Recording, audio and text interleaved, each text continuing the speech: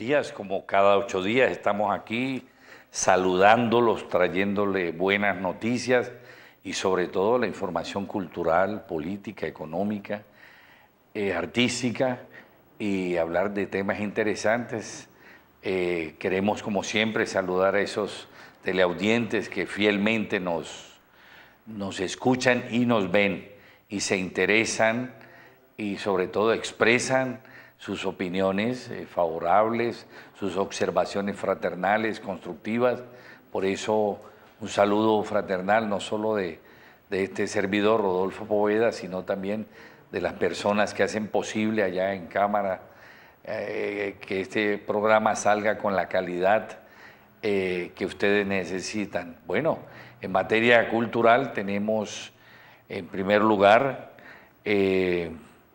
recordarles que en Bucaramanga hay un sitio de gourmet, la Mama Millo, que lo recibe allá, incluso tiene colgada al frente de su negocio la bandera de Cali, una gigantesca bandera de Cali, una bandera majestuosa, muy bella, que le hace honor a los Juegos, Mama Millo. Entonces allá encontrarán todo tipo de comida nacional e internacional. Igualmente aquí en Cali, en el barrio Granada, encontramos Il Moro de Venecia, de Alejandro Mena. Es un chef internacional donde se preparan las mejores pastas y viandas de la cocina italiana. Alejandro Mena, El Moro de Venecia, allá en el barrio Granada, calle 16 con Novena Norte. También queremos decirles que los Juegos ya próximos a terminar ha sido un éxito, independientemente de la omisión de una letra que en inglés le cambia todo el significado a una palabra. Eso es irrelevante, pero lo importante es exaltar el éxito, el entusiasmo de todos los caleños y turistas y jóvenes y adultos que asisten permanentemente a los diferentes escenarios. Es bueno recordar que próximamente se celebrarán eventos importantísimos en Cali, el Festival de Salsa, el 8º Festival de Salsa, al cual estaremos acreditándonos allá. También se aproxima el Festival de Danza Internacional en Huacarí. Decisiones estará allá porque sabemos que son manifestaciones culturales muy importantes. El día viernes, ayer precisamente, se hizo la presentación del 8º Festival de Salsa en el Teatro Municipal, con gran éxito, gran entusiasmo, donde se pudo observar muestras de esta manifestación cultural de la salsa, que entre otras cosas, queridos oyentes, una pareja de Cali ganó la medalla de oro en esta modalidad de salsa o baile deportivo. Una pareja de jóvenes caleños en una dura competencia terminaron ganando la medalla de oro. Es un orgullo porque es una manifestación fundamentalmente caleña, esencialmente cultural, y desde luego ha sido un proceso de transición, de metamorfosis, diríamos, entre lo que es la música afrocaribeña y la forma de bailar muy peculiar de los caleños y caleñas. También es bueno recordar que se está realizando en el Paseo Bolívar de esta ciudad hermosa de Cali, en el Paseo Bolívar, cerca del histórico y querido río Cali, en el Puente Ortiz, la famosa exposición de las manifestaciones regionales culturales de Colombia.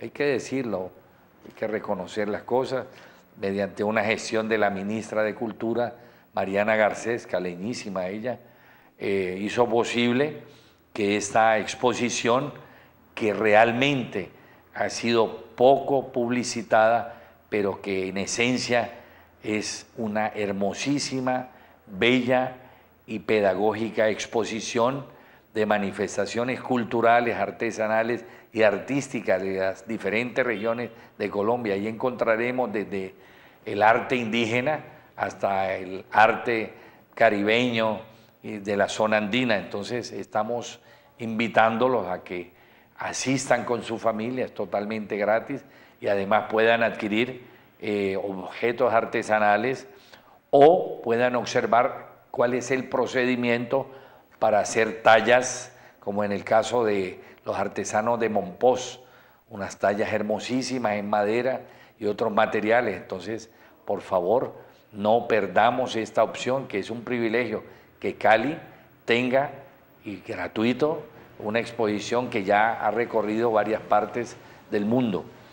Igualmente recordamos que se está celebrando próximamente, y todavía mejor, está exponiéndose en el Centro Cultural de Cali la exposición de fotografía de artistas caleños, y hasta el día 31, es decir, pasado mañana, ¿no?, estará expuesta una hermosísima exposición de fotografía de artistas caleños, y entre ellos pues está la obra de nuestro querido editor Pablo Federico Poveda allí, para que lo observen. Bueno, y lo prometido es deuda, ¿no? Hoy estamos estrenando una nueva sección que se llama El humor también es realidad.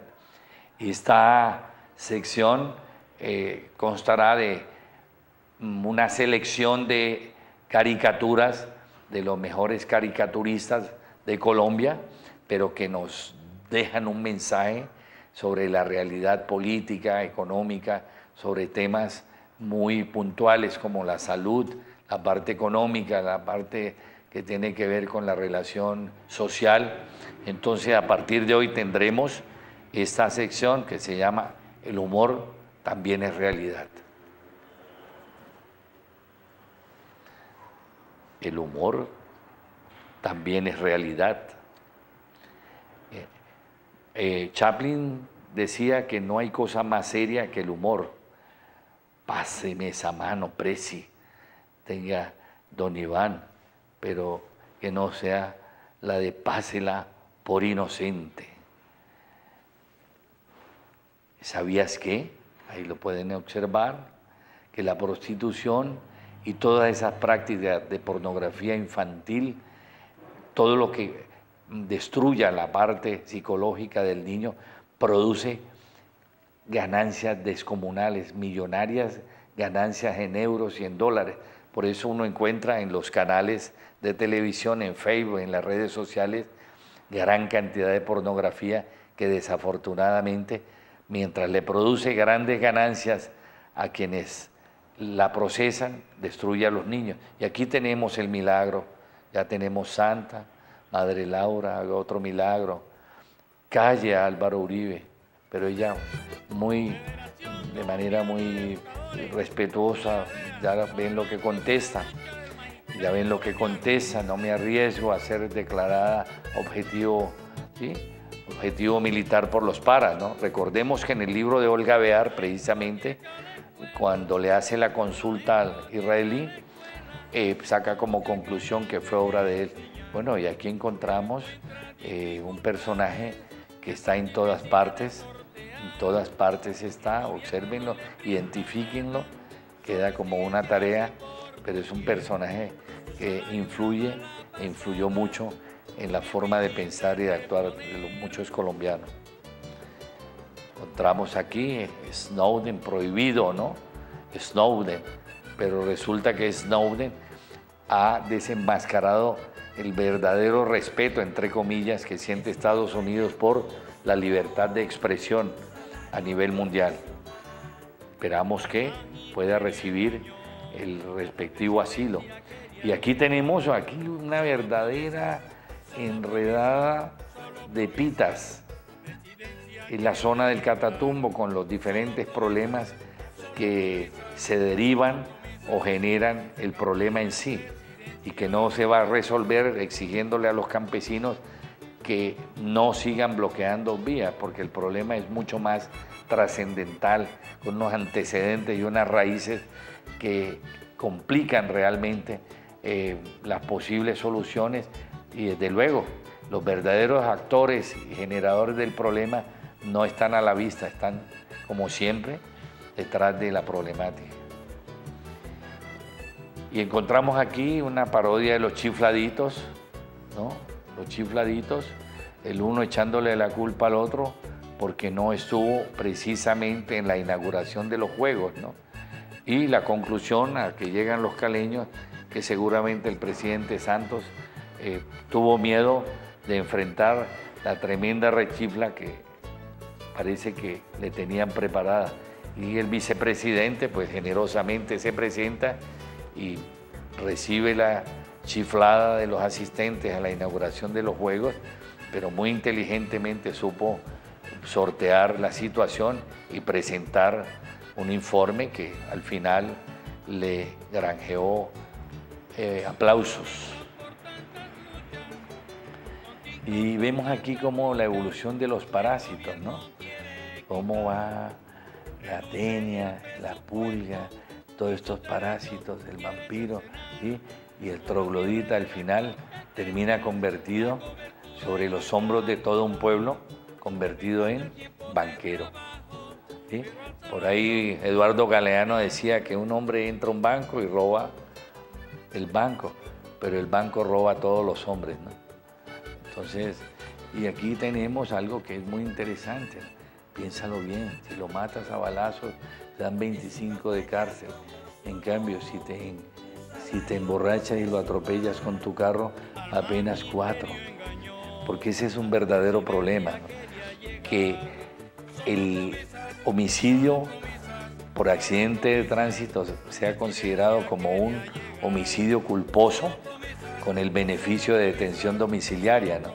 Y hablando de detención domiciliaria se parece a la detención que le han dado a muchos personajes que están realmente comprometidos en delitos, pero hoy gozan de hoteles de 5 estrellas en las brigadas militares o en las casas fiscales, ¿no? Necesitamos es que haya una justicia pronta, cumplida y efectiva, ¿no? Para que no haya impunidad. Bueno, y aquí tenemos este par de personajes, ¿sí? Obsérvenlos, ¿sí? Que te retumbo, contesta, que te casco. O sea, es el juego de palabras frente a lo que ocurre. Ojalá no fracase este diálogo en La Habana. Queremos la paz, mejor que se disparen palabras y no armas. 60 años de derramamiento de sangre ya es suficiente. Bien, no olviden, el humor también es realidad en decisiones. Esta es la nueva sesión de decisiones. Bueno, tenemos una problemática que no se puede negar, es que hay una serie de problemas no resueltos por parte del gobierno hacia el magisterio colombiano. No se puede negar que toda esta semana, la semana pasada, los educadores de Cali han estado protestando en las instalaciones de la Secretaría de Educación. Unas promesas incumplidas por parte de la Secretaría de Educación, pues le quita seriedad y obliga a los educadores a que tengan que realizar, como lo realizaron, la marcha a nivel nacional programada por FECODE. Precisamente el jueves anterior se realizaron marchas en todo el país con la presencia de padres de familia, estudiantes, profesores, y por esa razón pues se está manifestando no solo la Central Unitaria de Trabajadores, sino la Federación Colombiana de Educadores, con la posibilidad de la convocatoria de un paro nacional indefinido del magisterio. Decisiones asistió el lunes 15 a una reunión de educadores y el senador Luis Carlos Avellaneda, como director y fundador del movimiento político Unidad Democrática. Esto significa que se hace el reconocimiento a los nuevos miembros de este partido en la CUT. Se cita el nombre de Whitney Chávez, igualmente de Mauricio Lozano, Laureano Castellanos y también el reconocimiento como miembro de la dirección de FECODE de Luis Eduardo Varela.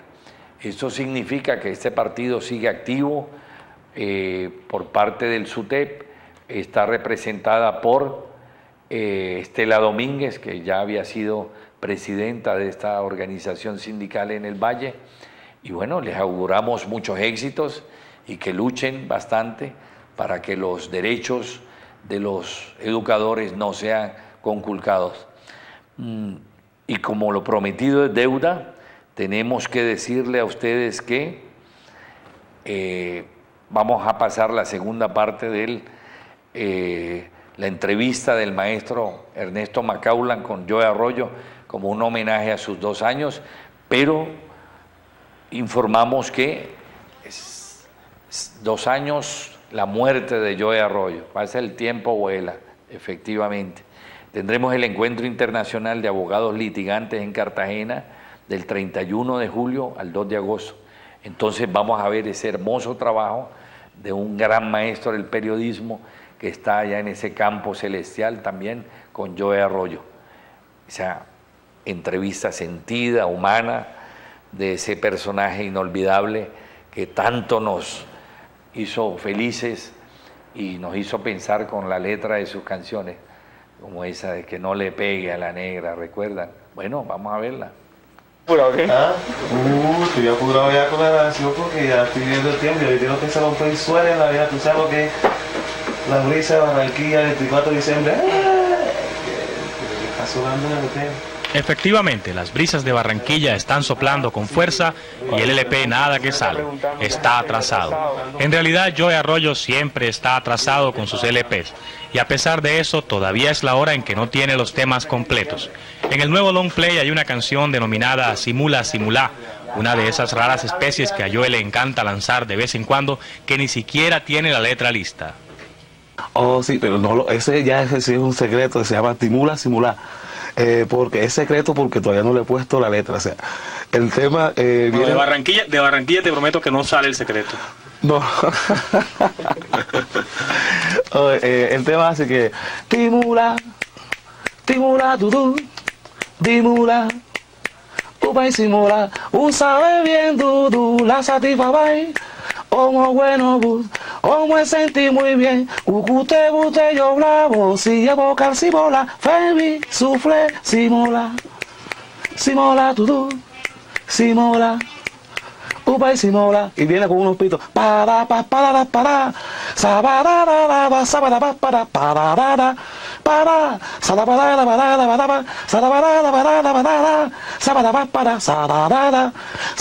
para, es un tema que es muy atacante, el tema es muy agresivo y a mí me gustó, un tema que traímos de las Islas Francesas y a mí me gusta mucho innovar en la música, la gente de Barranquilla. Yo pienso en todo Colombia, pienso en todo el mercado mundial, pero pienso en mi terruño, que es donde yo tengo mi modo viviendo y que es Barranquilla.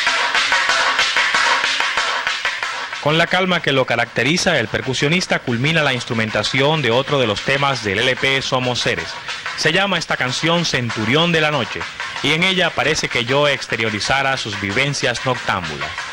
Bueno, hay una parte de Centurión, dice que Aurora, soy centurión de la noche, Aurora, mírame aquí, sin dormir. No sé qué es lo que duele sin sentir, pero sé que en mi alma hay un sufrir. Centurión de la noche me volví, mírame aquí, sin dormir. Uy, ay, uy, no dormí. Uy, sí, hoy no dormí. Y después viene, oh, llegó el alba, y me atormentará otra vez. Oh, en la ventana ver, madrugada caer, desvanecer. O sea, habla de un tipo que todas las noches estaba viendo la misma cosa, ¿no? Tú sabes que el desvanecimiento viene de la desaparición de algo con la aparición de otra cosa. Entonces, pues yo siempre desaparecer la madrugada y van llegando las cabañuelas del amanecer. Me parece que es un tema muy bohemio, pues cantado hacia lo seco pues no tendrá mucha gracia, pero cuando ya viene toda la carga pesada, toda la herramienta pesada que yo le digo, lo que es la orquesta, suena mucho mejor. Por ejemplo, para mostrarle a la gente cómo trabajas tú en Centurión de la Noche, ¿qué veneno le has metido? ¿Qué tiene de particular? Bueno, tiene sabores hawaianos, diríamos yo, como una pizza hawaiana. Hay una parte que sale que... bueno, vienen los pitos, después del alba. Oh, viene el alba y me atormentará otra vez. Oh, en la ventana ver, madrugada caer, desvanecer. Entonces la gente pues espera pues una cosa, o sea, un sabor. Y no, pero entran son las trompetas más suavecitas. Pi, pa, pa, para, pa. Pi, pa, pa, para. Y le contesta de pronto un sintetizador. Ta, ta, ta, ta, tan. Ta, ta, ta, ta, ta. Y de pronto sale un bajo como esa música champetúa.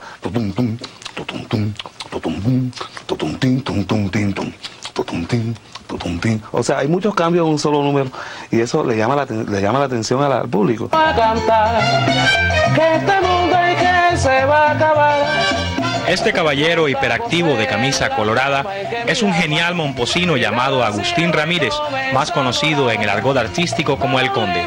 El Conde fue invitado por Joe a este long play para que dirigiera el tema La Aldea Cocoreque, otro de los duros del nuevo álbum. Es una canción al estilo de aquel famoso Bolo Bonchi de Joe, que también fue dirigida por El Conde. Habla de Jesús, pero Sandy me habla de otra manera. Él me hablaba de... Sandy el compositor. Sandy Rico, sí. Dice, hace mucho tiempo en la aldea de Cocoreque llegó un señor muy especial que curaba a los sordos y los ciegos y a los mudos hacía hablar. Date cuenta, José, si tú quieres aprender esa forma muy especial que él tenía. Toma un libro donde encuentres la palabra de él y así comprenderás que él sí te enseña, José. Ah, vamos a rumbear, que este mundo y que se va a acabar. Ah, vamos a tomar, que este mundo y que se va a acabar. Y entra los pitos otra vez. Patapepa, patapepa, patapepa. Y para darle una remembranza por los mochiles. Se acabó. Tiene que apretar la tanga, tiene que mover la espalda y la colita como zángano.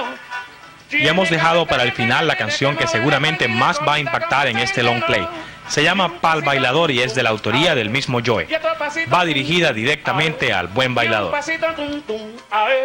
Esos pedacitos así, cuando entra a caballo, esos son partes que uno entra a caballo. Y un pasito, tum, tum, tum. El pasito como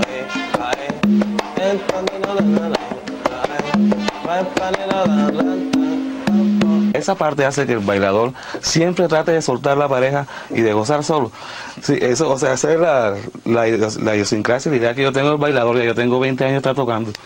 Esos 20 años le han servido a Joe Arroyo para conocer bien a la gente que vibra con su música, para darles lo que ellos quieren. Queremos dejarlos, amables televidentes, antes de terminar, con Joe Arroyo cantando este tema que desde ya, antes de salir al mercado, pertenece a nuestro ensoñador y fascinante mundo costeño. Muévete bien, muévete bien, muévete bien, baila en la vireca, que te embriague la alegría. Como baila el sol, como no, liberarse en la armonía de fascinación. Al compás del sol, al compás del sol, al compás del sol, contentar el corazón. Tiene que apretar la tanga, tiene que mover la espalda y la colita como zángano. Tiene que apretar la tanga, tiene que mover la espalda y la colita como zángano. Y un pasito, tum, tum, a ver. Y otro pasito, ay, y un pasito, ay, y otro pasito. Bueno, digamos que físicamente se ha ido el Joe, pero está presente con su música, con el recuerdo de su presencia y la alegría que siempre estará en el corazón y en la mente de todos. Bueno, pero la parte histórica también de decisiones no podía dejar pasar una fecha que es el inicio de las grandes luchas y los movimientos de los obreros, campesinos. Es un verdadero movimiento de liberación que se generó en América Latina a partir del intento de toma del cuartel Moncada el 26 de julio, dirigido este movimiento de estudiantes por un joven que hoy es un verdadero personaje de la historia de la humanidad, Fidel Castro Ruz. En ese momento, recién graduado de abogado, ya había estado en el 49 en el Congreso Latinoamericano de Estudiantes, que desafortunadamente no pudo culminar por aquello de el asesinato que todavía debe esclarecerse. Algún día, como dijo Fidel ante los tribunales, la historia me absolverá, tendremos que decir que algún día la historia sabrá quiénes desde los altos mandos del poder del bipartidismo y seguramente con la injerencia de la CIA, no fue posible que Gaitán, Jorge Eliezer Gaitán, llegara al poder. Pero entonces, con el intento de toma del cuartel Moncada, que termina en una verdadera masacre, se inicia para América Latina los movimientos estudiantiles, campesinos, que luego se convierten en los movimientos de liberación. Por eso hemos querido traer para hoy ese inédito, importantísimo documental. Bien, vamos a ver entonces lo que fue esa toma del cuartel Moncada.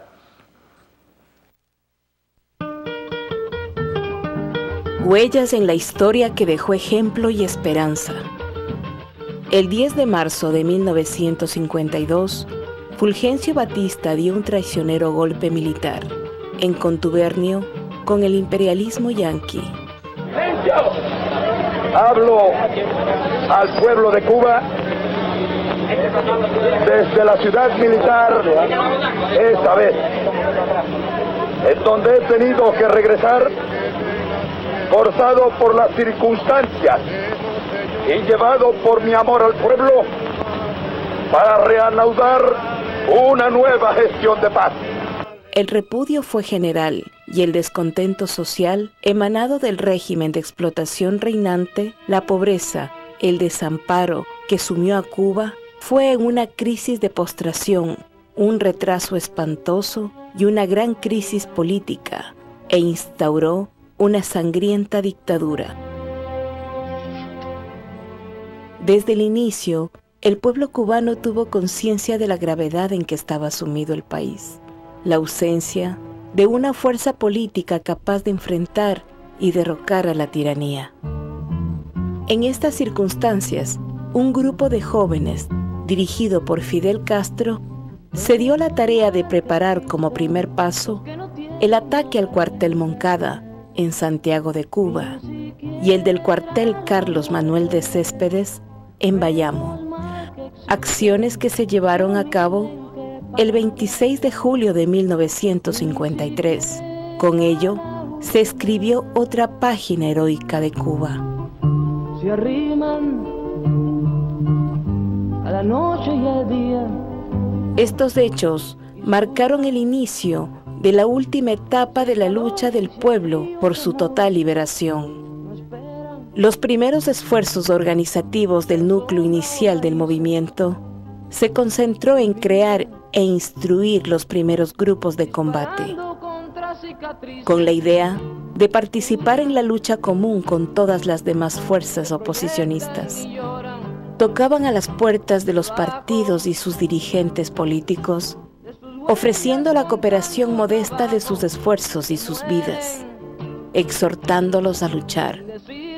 En un año, la joven organización creció, disponía de más hombres entrenados para las acciones, jóvenes reclutados en las capas más humildes del pueblo, trabajadores en su totalidad. Lo más difícil del Moncada no era atacarlo y tomarlo, se requería del gigantesco esfuerzo de organización, preparación, adquisición de recursos y movilización. Los esfuerzos fueron frustrados en el minuto culminante y sencillo de tomar el cuartel. Factores accidentales desarticularon la acción. Muchos de esos jóvenes valientes fueron vilmente asesinados y otros encarcelados después de una tenaz resistencia. de buscarse.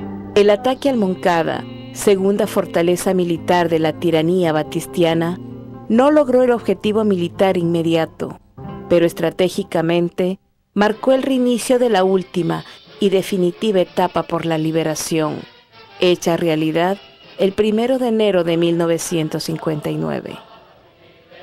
Fidel Castro, convencido de que no podía esperarse, toma la decisión de llevar a cabo la revolución. Si la lucha armada es el único camino para la liberación, lo que puedo responder es que, por lo menos en las condiciones de nuestro país, no había otro camino. La revolución cubana es el resultado de la acción consciente y consecuente, ajustada a las leyes de la historia de la sociedad humana. El 26 de julio de 1953 se encendió la antorcha revolucionaria.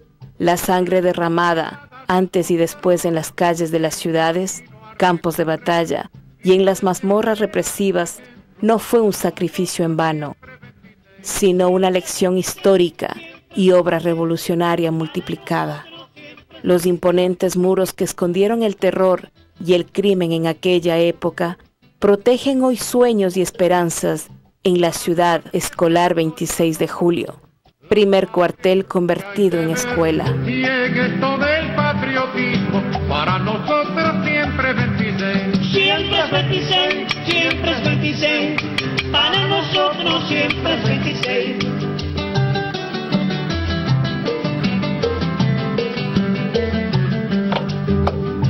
Solo el trabajo creador es la vía de crecer, y en la cuestión del trabajo, para nosotros siempre es 26. Siempre es 26, siempre es 26. Siempre 26 de julio.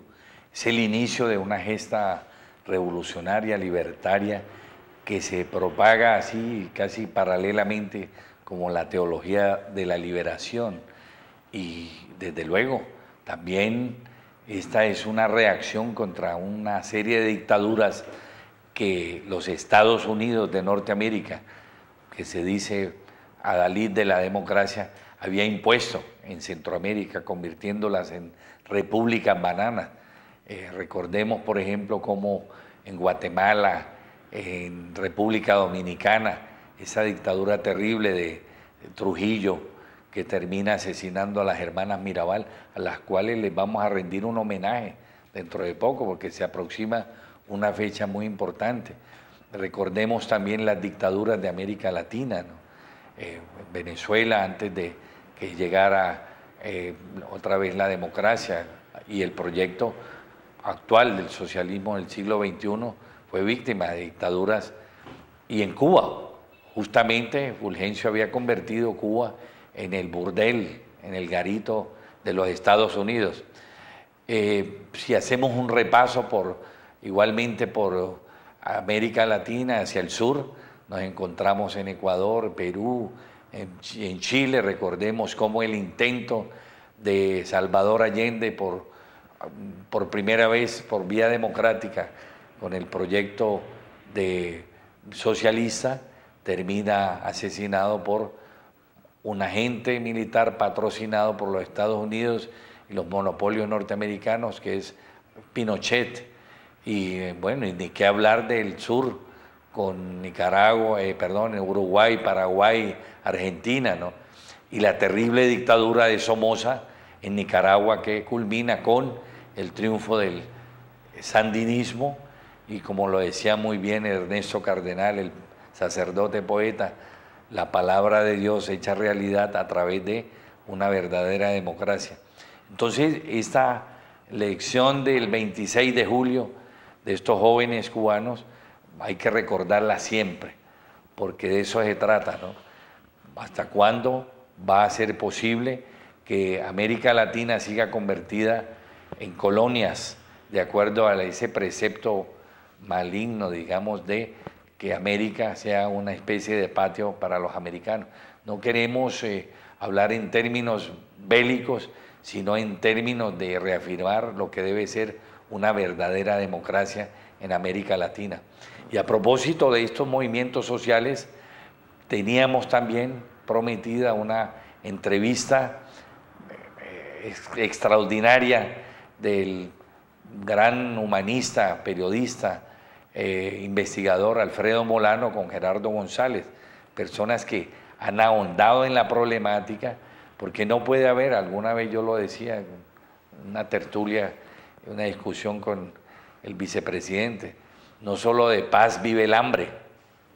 Si la paz no está acompañada de una serie de proyectos de carácter social que generen empleo, estudio, mejoren las condiciones de salud y perspectivas de desarrollo, la paz será endeble y generará nuevos conflictos. Lo que ocurrió, por ejemplo, en el plebiscito de Piedras, Tolima, donde por consulta previa el pueblo de Piedras, Tolima, por primera vez el pueblo de Piedras decide no aprobar la explotación de una compañía multinacional para sacar el oro. Ya existe la experiencia de el Cerrejón, lo que quedó en ruinas el territorio del Chocó, la miseria más grande. Entonces la consulta previa debe ser el camino, como lo demostró el pueblo de Piedras, Tolima, el fin de semana pasado, para decirle al gobierno no queremos explotación minera. Entonces vamos a escuchar esta interesantísima entrevista de Alfredo Molano y Gerardo González sobre la problemática que hoy está al día en nuestra sociedad.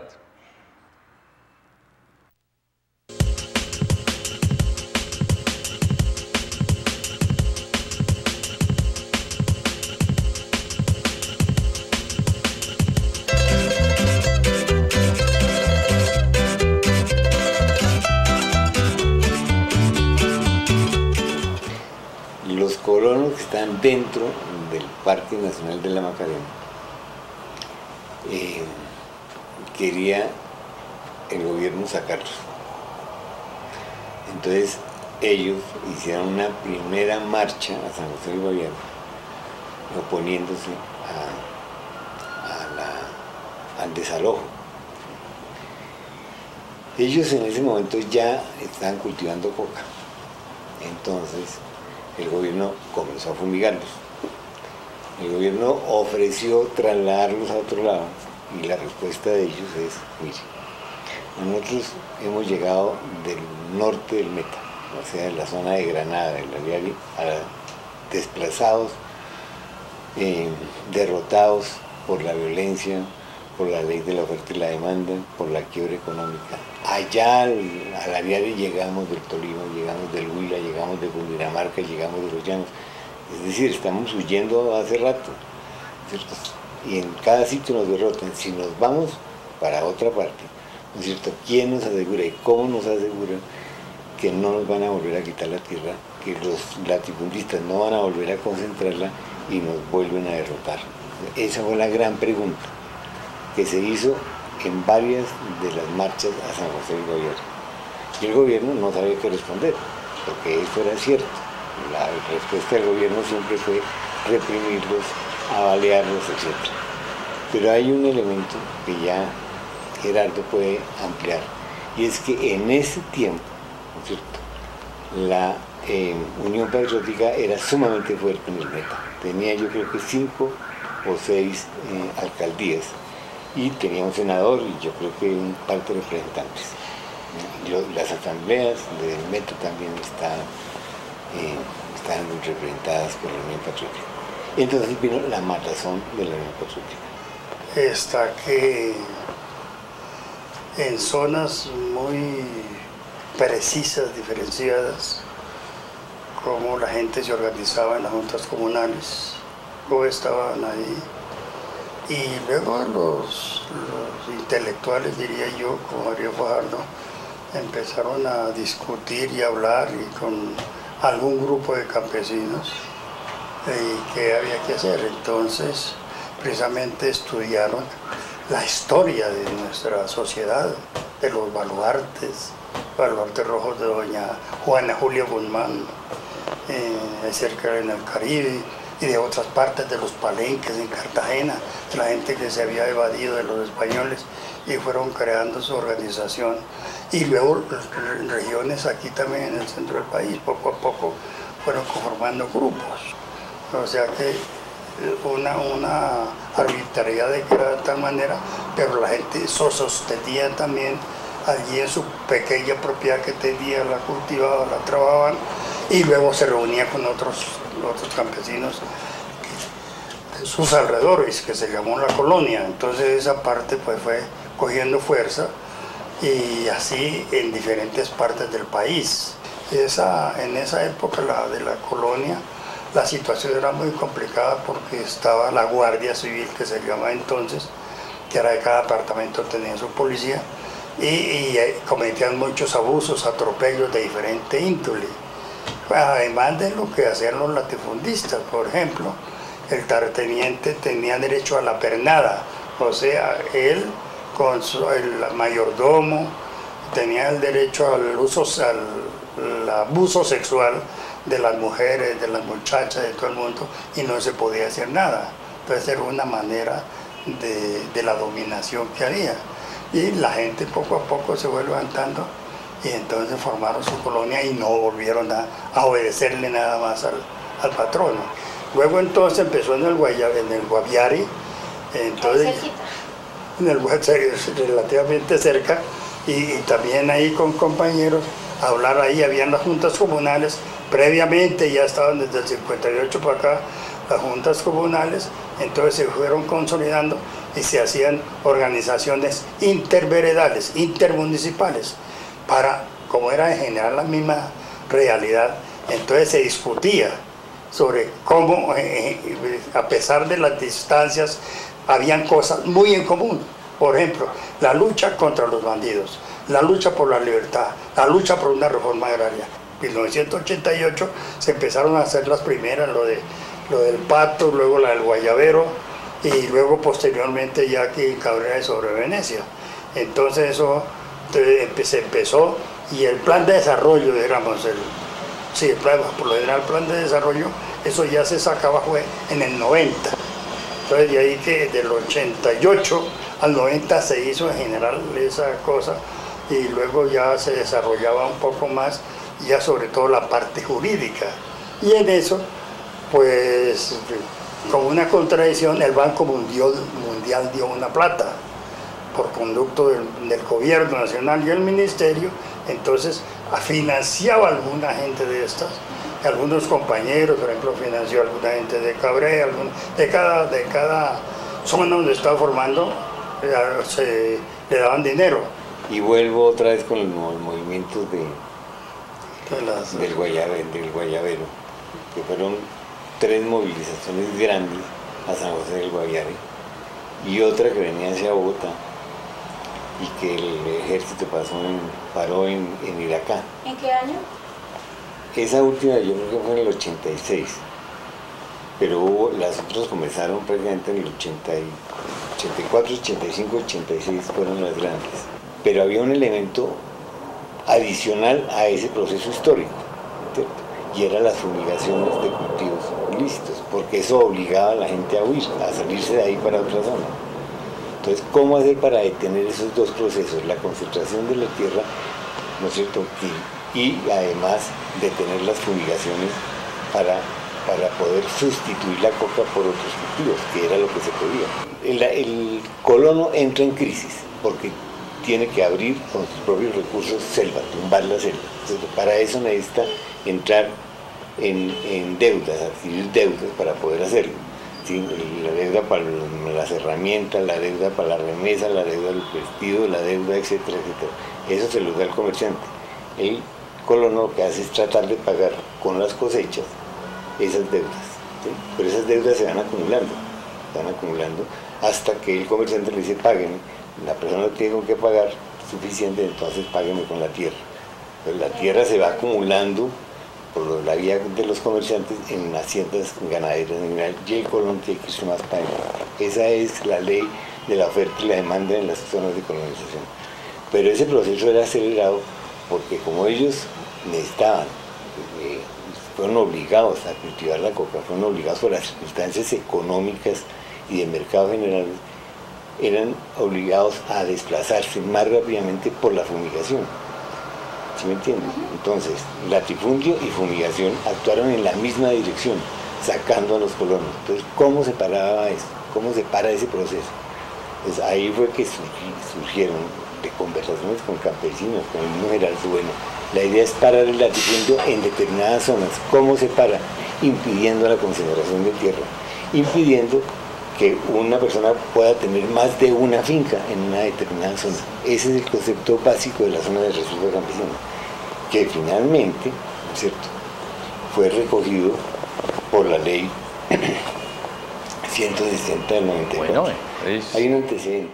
Les prometemos que esta segunda parte de esta maravillosa, genial entrevista de Molano y Alfredo y Gerardo González tiene un profundo significado, porque precisamente el primer punto que está aprobado es sobre la entrega de tierra a los campesinos.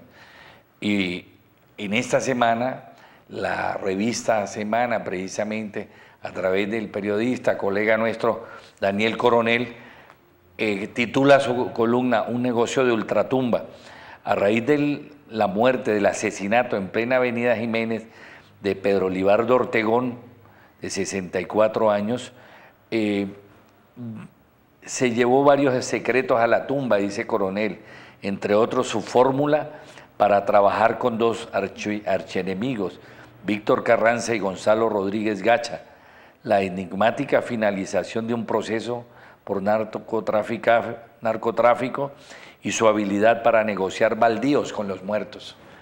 Al final, y nos sirve de adelanto para la segunda parte de esto, al final, dice Coronel, lo que había era un proceso para legitimar la propiedad de Carranza y presentarlo como un tenedor de buena fe.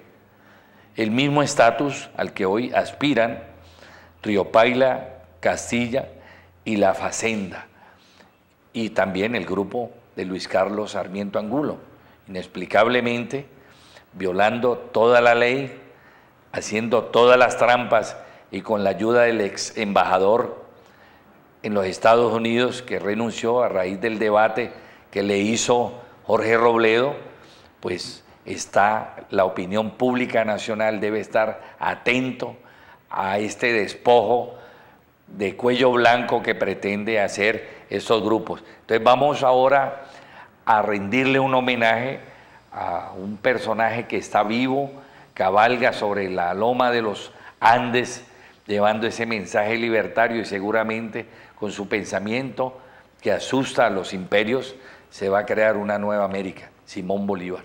Para ello tenemos unos documentales precisamente que nos van a ilustrar la importancia de su pensamiento y de su obra libertaria, consolidada en la unión que llama Países del Alba, ¿no? ¿Sí? Entonces vamos a ver ese homenaje que le hace decisiones a este legendario personaje del cual tenemos que aprender y tienen que aprender los gobernantes.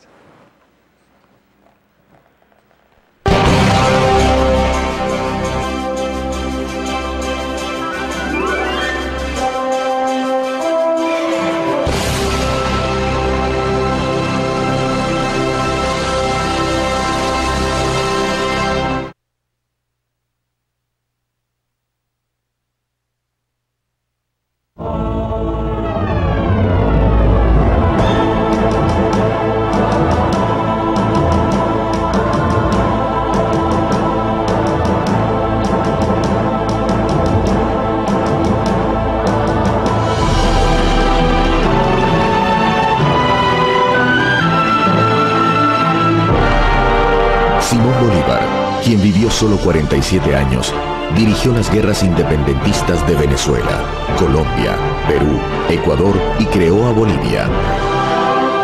Mundialmente se le valora como uno de los militares más brillantes de todos los tiempos.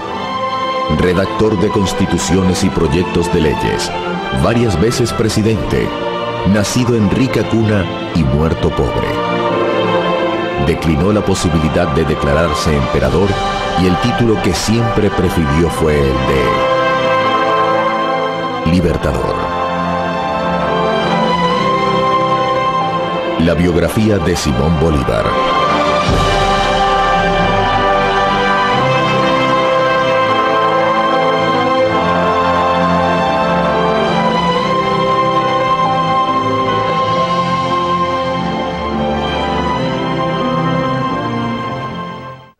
Corría el año de 1783 y era la ciudad de Caracas una incipiente población de menos de 45.000 habitantes. Venezuela apenas tenía 6 años de existencia como capitanía general, pues antes había sido una simple dependencia del virreinato de Santa Fe de Bogotá. El futuro libertador, Simón Bolívar, nace el 24 de julio de 1783 en su mansión familiar de la Plaza de San Jacinto. Es el cuarto hijo de una de las familias más acaudaladas de Caracas. Su fortuna alcanzaba para la época más de 8 millones de dólares. Como su madre está muy delicada de salud, la tarea de amamantarlo correspondió a 2 nobles esclavas negras, Matea e Hipólita, a quienes el libertador recordará siempre con cariño. El infortunio lo alcanzará tempranamente, pues tenía 3 años de edad cuando muere su padre, Juan Vicente Bolívar y Ponte, coronel del ejército español. 6 años después, pierde a su madre. Muy niño, comenzó a dar muestras de su carácter recio e indoblegable. Habiendo muerto su abuelo don Feliciano Palacio, su tutoría quedó a cargo de sus tíos Esteban y Carlos Palacio, con quienes no se entendía muy bien. Con solo 12 años, huye de sus tutores y terminó interno en casa del maestro Simón Rodríguez. Trasladado contra su voluntad, se resistió diciendo que de sus bienes podrían disponer, pero no de su persona, pues en esta solo mandaba él.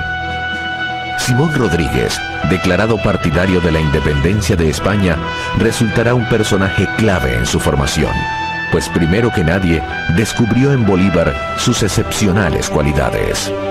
Usted formó mi corazón para la libertad, para la justicia, para lo grande, para lo hermoso. Le agradecerá muchos años después.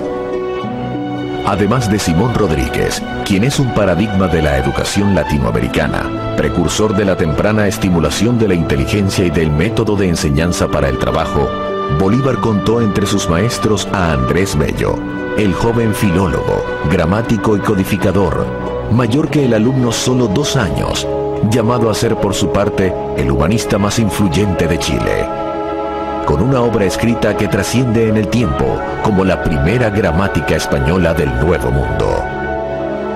A los 14 años, Simón José Antonio de la Santísima Trinidad Bolívar Palacios ingresa al ejército de Su Majestad el Rey de España como cadete y ya subteniente. Se embarca en La Guaira, rumbo a Madrid, pasando por México y Cuba. Bueno, y esa hermosísima historia de un hombre que está marcando el futuro de América Latina, cuando en 1826, recordemos, en el Congreso Anfitriónico manifestó: los Estados Unidos de Norteamérica parecen destinados por la divina providencia para plagar de hambre y miseria a todos los pueblos del sur del Río Grande.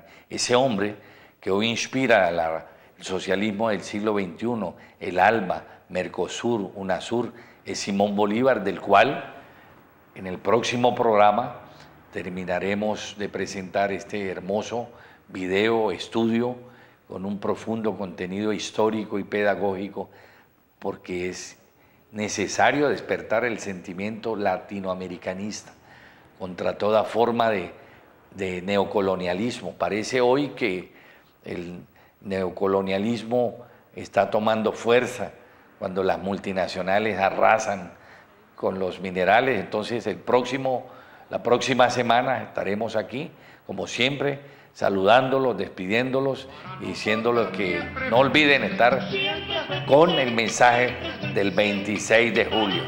Escuchemos siempre 26 de julio.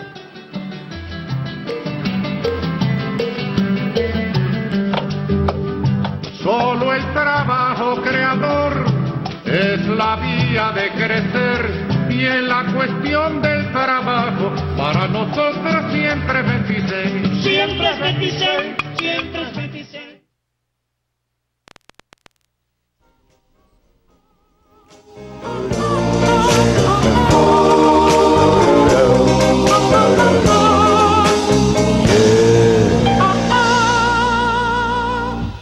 Decisiones, Ave María, cada día, sí señor, alguien pierde, alguien gana, Ave María, oye Caco,